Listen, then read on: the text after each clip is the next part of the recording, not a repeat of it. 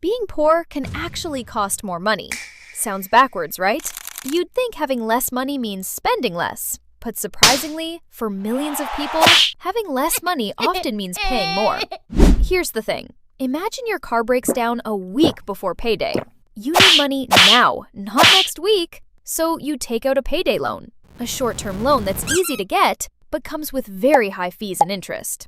You borrow a small amount, but when it's time to pay it back, you owe much more than you expected.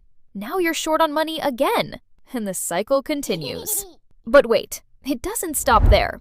Let's say you need a new pair of shoes. A high-quality pair costs $80 and might last 3 years, but you only have $20 today, so you buy the cheaper pair. A few months later, they're falling apart. Now you need another pair. Over time, you've spent more money than the person who could afford the better shoes in the first place. Think about it.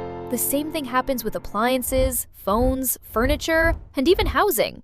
When money is tight, people often have to choose the cheapest option available, even when it's more expensive in the long run.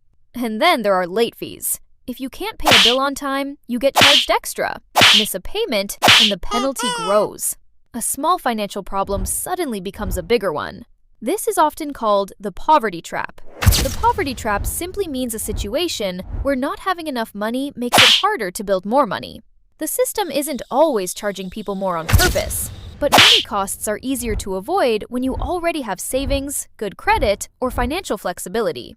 So who benefits? Usually, people and businesses that provide loans, charge fees, or sell low-cost products. And who loses? People who can least afford it. So the next time someone says, "Why don't they just save more money?" Remember this. Sometimes the biggest obstacle to getting ahead isn't spending too much. It's that being poor is often far more expensive than most people realize.